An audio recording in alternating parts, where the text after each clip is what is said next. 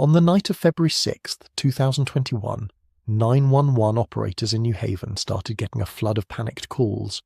A man had been shot in the East Rock neighbourhood, right near the corner of Lawrence and Nichols Streets. When police got there, they found Kevin Jiang, a Yale grad student, lying in the street about 100 feet away from his silver Toyota Prius. He'd been shot multiple times up close. Scattered all around him were 8 spent .45 caliber shell casings. His Prius was still sitting there with its hazard lights flashing into the cold night. Neighbours told police they'd seen a dark SUV tearing away from the area, its headlights off. Not long after, surveillance cameras backed that story up. The video showed Kevin's Prius driving first, then a dark SUV following closely behind. The SUV rammed into the back of the Prius, forcing Kevin to pull over. His hazards came on. The SUV backed up, clipped another car, then stopped. Kevin got out of his Prius and walked toward the SUV. And then it all happened fast. 2 gunshots, a scream, then 6 more shots. Seconds later, the SUV rolled away past Kevin's car with no lights, disappearing into the night. Another camera nearby even caught it heading toward the on-ramp for Interstate 91 North. This wasn't just a random act of violence, it was a cold, deliberate killing, and what made it worse was that it fit into a disturbing pattern. Kevin's murder wasn't the first time New Haven police had been dealing with incidents involving a .45 caliber gun. A couple months earlier, on December 11th, 2020, someone opened fire on a house over on Huntington Street. 5 shell casings from a .45 were found at the scene, but thankfully nobody inside was hurt. Then, on January 15th, 2021, another house, this time on Stimson Road, was targeted. Only 1 casing turned up that time, but it didn't stop there.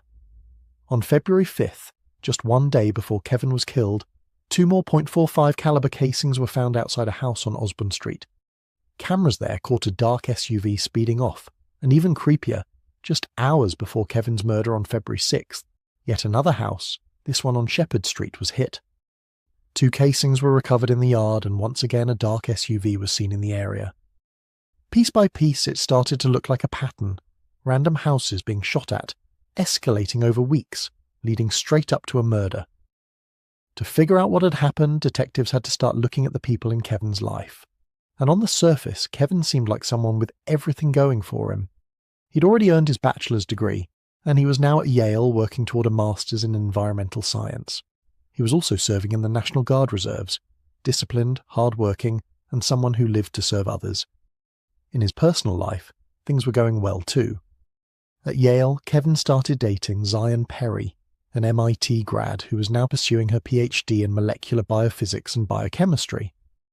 The two of them had actually met at a church retreat in Connecticut in early 2020, and their relationship quickly grew serious.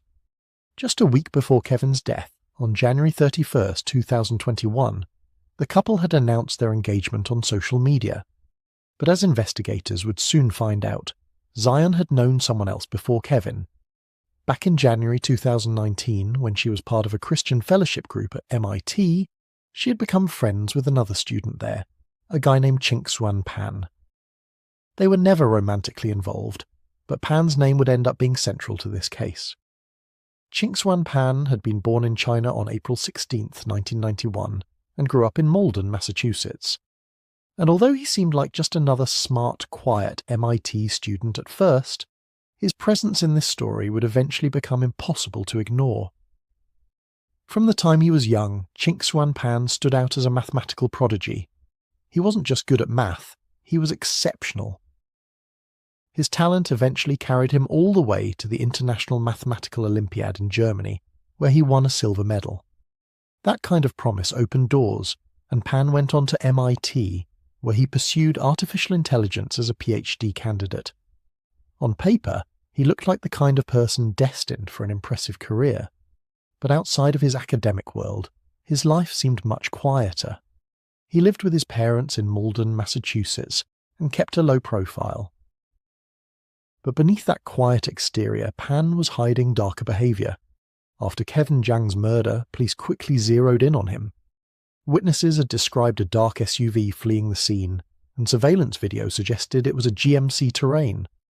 Not long after, officers actually found one, stuck on a set of railroad tracks near a North Haven scrapyard. and inside that vehicle was Pan. When questioned, he told police he had been trying to drive home to Massachusetts when he got stuck. He claimed the Terrain was a rental car, but when asked for paperwork, he had nothing to show them. To make things worse, officers noticed the license plate on the SUV had been reported as lost or stolen. The vehicle was seized and towed away. Police gave Pan a ride to a nearby Best Western hotel. During that process, he seemed unusually focused on a blue bag that had been left behind in the SUV, almost desperate to get it back.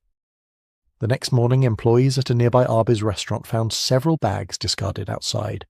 Inside the blue one was a Ruger .45 caliber handgun, multiple magazines, a gun case, and boxes of ammunition that matched the caliber used in Kevin's killing. Ballistics later showed that this particular Ruger hadn't fired the fatal bullets, but the ammunition inside was the same kind as what killed Kevin, and the bag itself carried a label reading City of Malden, Massachusetts, directly tying it back to Pan's hometown. As the investigation pushed forward, even more evidence piled up. Kevin's blood was discovered on the Terrain's gear shifter. The damage to Kevin's Prius matched perfectly with the license plate bracket on the Terrain.